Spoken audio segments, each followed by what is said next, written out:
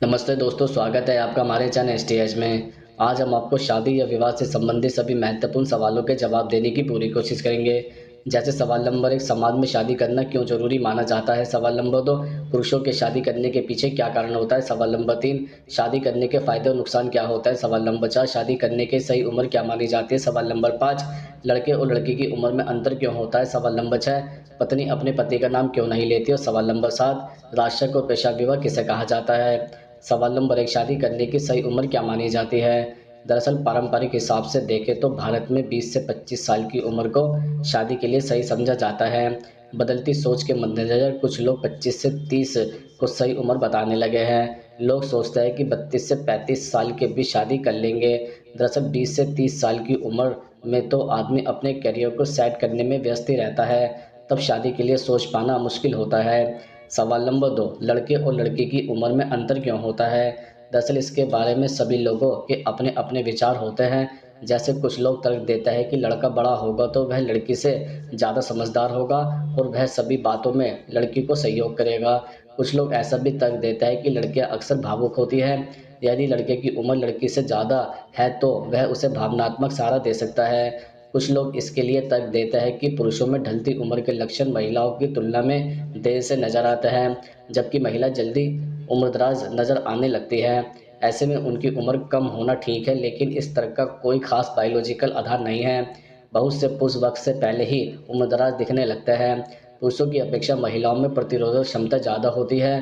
कुछ लोगों के अनुसार यदि दोनों की उम्र समान होगी तो लड़की लड़कों को उस तरह का सम्मान नहीं देगी जैसा कि पति को मिलना चाहिए।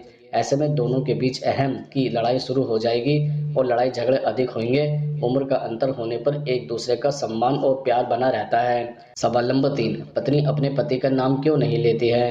दरअसल स्कंद पुराण में लिखा है कि पतियों को नाम से बुलाने पर उनकी उम्र घटने लगती है। इसलिए पतियों की लंबी आयु के लिए महिला कभी भी उनके नाम से संबोधित नहीं करती है। इसके अलावा स्कंद पुराण में यह भी लिखा हुआ है कि वही महिलाएं पतिव्रता स्त्री कहलाती है जो अपने पतियों के खाने के बाद ही भोजन करती है। सवाल नंबर 4, राष्ट्रक और पेशा विवाह किसे कहा जाता है? दरअसल कन्या को बहलाकर या फिर अपहरण करके जबरन विवाह करना राष्ट्रक विवाह कहलाता है।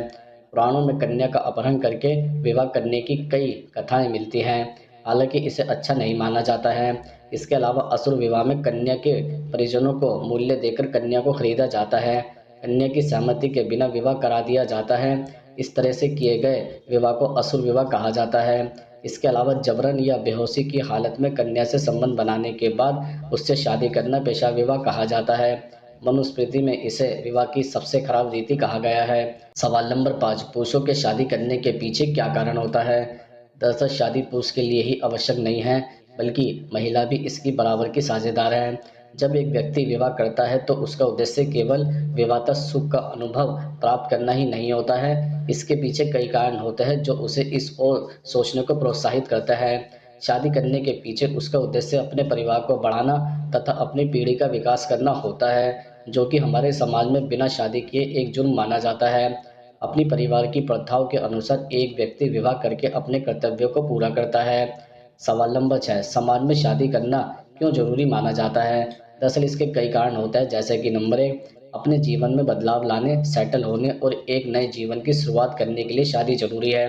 नंबर 2, जब आप पूरे दिन काम करके घर लौटते हैं तो आपको अपनी खुशी और गम बांटने एवं थकान दूर करके फ्रेश होने के लिए जीवन साथी की जरूरत होती है, जो बिना किसी शिकायत और बहाने के आपकी बातों को इम्तिहान से सुन सके। नंबर 3, पुराणों में लिखा है कि इस संसार में कोई व्यक्ति अकेला न रह सके, इसलिए स्त्री और पुरुष को बनाया गया है ताकि वो शादी के बंधन में बनकर अपने जीवन की डोर को आगे खींच सके।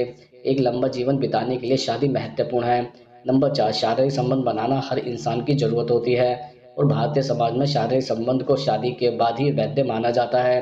प्रकृति के बनाए नियम के अनुसार अपनी जिंदगी को बेहतर बनाने और यौन इच्छाओं को पूरा करने के लिए शादी जरूरी है।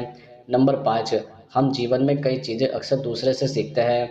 आप एक ही छत के नीचे जिसके साथ लंबे समय तक रहते हैं उससे सबसे ज़्यादा सीखते हैं। नंबर 6, शादी करना इसलिए भी ज़रूरी है क्योंकि व्यक्ति जीवन भर लापरवाह न बना रहे और उसे अपनी जिम्मेदारियों का एहसास हो सके। नंबर 7, प्रकृति के बनाए नियम के अनुसार स्त्री को पुरुष के और पुरुष को स्त्री के प्यार की ज़रूरत होती है। बिना प्यार के वह कई बार मानसिक बीमारियों का शिकार हो जाता है, इसलिए हेल्थ के लिहाज से भी शादी ज़रूरी है। सवाल नंबर 7, शादी करने के क्या फ़ायदे हो सकते हैं? दरअसल इसके कई फ़ायदे होते हैं, जैसे कि नंबर 1, शादी करने का सबसे बड़ा फ़ायदा यह होता है कि स्त्री और पुरुष दोनों को सामाजिक सुरक्षा मिल जाती है। शादी के बाद आप सिंगल नहीं रहते, इसलिए समाज आपके ऊपर उँगली नहीं उठाता है। आप किसी भी स्त्री और पुरुष से बात करने और उन्हें अपने घर लाने के लिए भी आज़ाद होते हैं। नंबर 2, एक रिसर्च में पाया गया है कि अवैवाहिक सिंगल और तलाकशुदा लोगों की अपेक्षा वैवाहिक लोगों की उम्र लंबी होती है। शादीशुदा लोगों को जीवन भर भावनात्मक सपोर्ट मिलता है, साथ में वह अपना हर सुख-दुख अपने पार्टनर के साथ शेयर कर पाते हैं और बीमारियों से ग्रसित होने पर उन्हें सही देखभाल मिलता है। नंबर 3, एक हेल्दी शादीशुदा रिश्ता स्त्री और पुरुष दोनों के जीवन को बदल देता है। वैवाहिक लोगों को डिप्रेशन, चिंता, तनाव और अन्य मानसिक समस्याएँ बहुत कम होती है। शादीशुदा लोग सिंगल लोगों की अपेक्षा नकारात्मकता से बहुत कम ग्रसित होते हैं और पार्टनर के सहयोग से जीवन में प्रगति करते हैं, इसलिए शादी करना फ़ायदेमंद है।